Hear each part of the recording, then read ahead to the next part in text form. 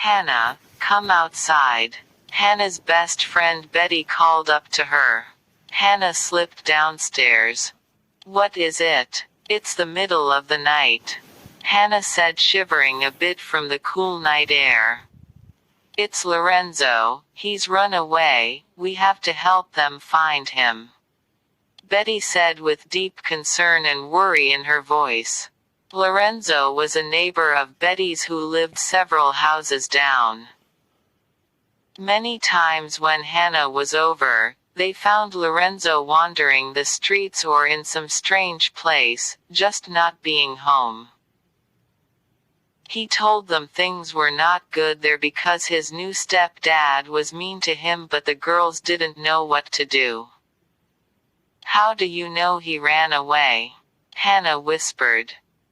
Officer Duncan and Youth Director Cindy came over and told my dad. Dad works at the youth center and they have been trying to help Lorenzo. She told her friend. It was true that Lorenzo had come to Officer Duncan several times. The kind policeman wanted to help more, but Lorenzo would not trust him completely. Youth Director Cindy Hadevan tried to come over and visit Lorenzo at home, but when she got there, usually Lorenzo was mysteriously not here. So all of the people who could help him most were frustrated because Lorenzo seemed to avoid them. I know where he is. Hannah suddenly said, snapping her fingers. Sabine's Woods. He said he goes there sometimes because other people are afraid of it. Hannah remembered as Betty nodded, knowing she was right. Let me get some clothes on and we can go look for him. The girls entered the woods fearfully. It was so dark and their little flashlights didn't help much. Lorenzo, they tried to call out while whispering at the same time for fear they would wake up something nasty in the woods. Lorenzo, it's Hannah and Betty, come on, come home with us. They huddled together and whispered. I can take you to him. A voice said firmly, and the girls yelped with surprise. They looked around and didn't see anyone. Up here, sillies, on the branch. And they looked up and there was a very large black bird looking at them and talking. Did you talk? Betty asked fearfully. I never heard a crow talk before. Yes, I did, but don't be afraid. I am here to help you. You are looking for Lorenzo, I think. I know where he is. The bird said. Oh, please help us, Mr. Crow, we are sorry we were afraid of you. The girls said together. I will do it, but first of all, I am a raven, not a crow. My name is Marvin the Raven. Come along then, I think he is with Grimly the groundhog. They were going to make it. Marvin flew ahead but low and slowly so the girls could follow. Somehow a light came up the further into the woods they went so they could see without their flashlights. Hannah, Betty, what are you doing here? They suddenly heard the happy sound of Lorenzo's voice. He came running from a clearing that was just teeming with animals, many of them walking around on their hind legs, drinking tea and talking in a most sociable manner. Lorenzo ran to the girls and hugged them. Lorenzo, how long have you known about all this?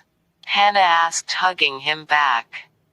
Lots of kids come here, he said with a big grin. Lots of kids whose parents don't love them come here because it's safer here than at home. Let me introduce you to my friends. The next hour was amazing. They met Leonard the llama, who could quote Shakespeare flawlessly, which is rare in a llama. They met Grimly the groundhog and his huge family of little baby groundhogs who loved to be petted. Grimly I'd make very good tea. They met Morris the unicorn, who really liked Betty and let her ride him. I didn't know there were real unicorns, much less in our woods," Hannah said with amazement, watching Betty hug Morris's neck as she rode. "Well, they keep pretty quiet and they like to be with other they feel safe around," Lorenzo observed. "Everybody wants that," Hannah heard herself say under her breath. After the ride, Lorenzo introduced them to a huge black bear. "Hannah and Betty, meet Rocco," he said, pointing up. The bear was easily 12 feet tall, much bigger than any bear the girls had ever seen. "Pleased to meet you girls," the bear said, and then he bowed. Betty was a little afraid of him. "Don't be afraid of Rocco, Betty," Marvin the raven said, landing on the big bear's shoulders. "Yes, he is very dangerous, and anyone who would harm these woods would meet with a very bad mauling from Rocco. But you are friends of Lorenzo, so you will always be safe with Rocco and with all of us here. Now Lorenzo, Rocco and I have a special mission to take you to meet the king and queen of the forest." So Marvin the raven led Rocco, Hannah, Betty on a treacherous mission to the far side of the forest, where even the most magical and courageous forest animals went. Their destination, to meet the king and queen of the forest, was by invitation only. Along the way, they crossed over streams of shimmering flowing gold, only to find nearby terrible dangers from falling poison pods and screaming monkeys who seemed bent on stopping or destroying the party. But one mighty roar from the mighty Rocco sent the monkey running and screaming back to their lairs high in the trees. Finally, they climbed a tall hill to a clearing before a portal that was surrounded with ivory pillars and majestic, although sometimes spooky, gargoyles. Marvin the raven landed on the head of one such gargoyle and commanded all to kneel and bow, so allow the king and queen to enter. "Behind the king and queen," he said with majesty, and they entered. "Hello Lorenzo. Girls, you did a good job of saving him," said the very familiar voice of the king of the forest. "Officer Duncan, you are the king of the forest," Lorenzo said with a gasp. "Hello Hannah, hello Betty, hello Lorenzo." A soft female voice soothed every creature there. "Youth Director Cindy, how can this be?" Betty said, rushing to her arms. "It's true, children," Officer Duncan said, lifting Lorenzo lovingly into his strong arms. "We have known of the magic of this forest for as long as it has been here. We work in your town to help children like Lorenzo, but our roles in the magical world of Sabines Woods is a secret kept in the heart of all of its citizens. Marvin the raven, Rocco the bear, and all the rest you met last night, they serve us by loving and caring for children who are running from adults who hurt them. But you can trust the authorities in your lives, kids.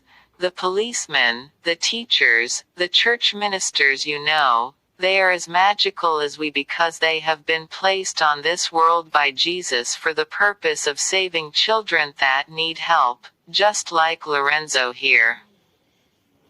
Now children, we will go to the youth center where your dad is." Betty, Queen Cindy said, taking their hands. "But you must all hold what you have learned here dear to your heart.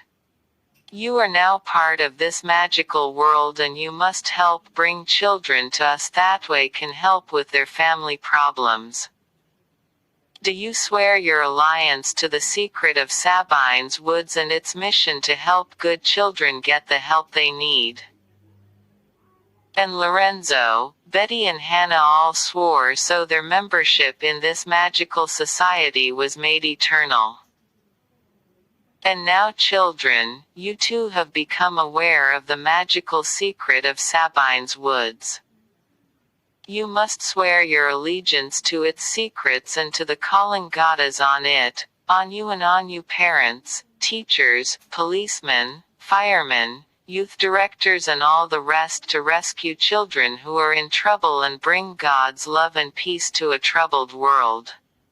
If you agree to be citizens of Sabine's Woods, then raise your hand and your teacher will receive your pledge and the magic will be yours.